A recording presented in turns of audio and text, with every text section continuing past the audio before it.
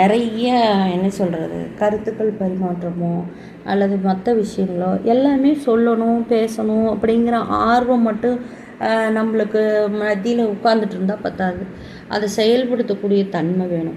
சரி, இப்போ நான் ஆதங்கமாக பேசுகிறேன், ஆதங்கமாக இது பண்ணுறேன்னு சொல்லி சொன்னாக்கா நீங்களாம் இது ரொம்ப செஞ்சுருவீங்களா, ரொம்ப பண்ணிடுவீங்களான்னு அதுக்கான ஸ்பேஸ் இல்லைங்க. இப்போ உங்ககிட்ட நான் என்னுடைய ஆதங்கம் சொல்கிறேன்னா, எங்கேயோ ஒரு இடத்துல அது சார்ந்து அதை சரி பண்ணக்கூடிய யாரோ ஒரு குரூப்புக்கு இந்த வார்த்தைகள் போய் பதியும். அவங்க அதிலிருந்து இன்னும் கொஞ்சம் நம்ம நாட்டை காப்பாற்றுறக்கும், சுவாசத்தை காப்பாற்றுறக்கும், மூச்சு காற்று இல்லாமல் போயிடக்கூடாது அப்படிங்கிற ஒரு சூழ்நிலையை மாற்றுறதுக்கும் நிறைய இளம் தலைமுறைகள் உருவாகி நல்ல ஒரு நிலைக்கு வருவாங்க அப்படிங்கிற ஒரு பெரிய எண்ணம் தான் இவங்ககிட்ட இந்த அளவுக்கு நம்ம சில விஷயங்கள் பேசுகிறது. சரிங்களா? இதில் ஒரு நல்ல பலன் கிடைக்கணும் அப்படிங்கிறதுல நான் ரொம்ப மும்முரமாக நான் சொல்கிறேன். ஆனால் சில நேரங்கள் இந்த ஒரு சில இடங்களில் இப்போ நம்மளுக்குன்னு இயற்கையாக சில குணம் இருக்கும், அது அப்பப்போ வெளிப்படும்.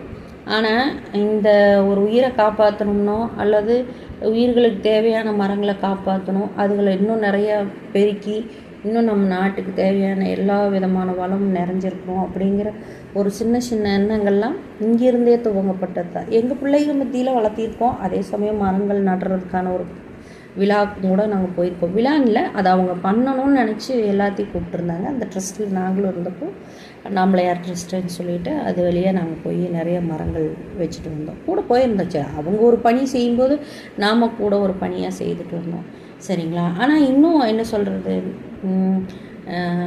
பாரதியார் சொன்ன மாதிரி சில கனவுகள் இருக்குது, அதனுடைய வழிமுறைகள் தெரிஞ்சு அதுக்குள்ளே நுட்பமாக நுழையிறதுக்கான சூழல் தான் இன்னும் அமையலை.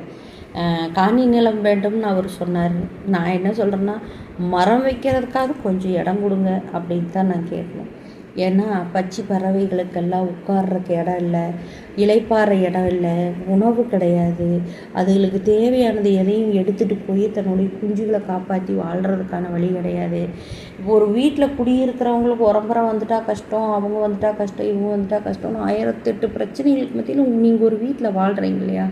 ஆனால் அந்த வீடு கூட இல்லாத பறவைகளினுடைய சூழலை நினச்சி பாருங்கள், மிருகங்களை நினச்சி பாருங்கள். சின்ன சின்ன வங்கிலியும் பொந்திலியும் எல்லாம் போய் அடைஞ்சி வாழும்.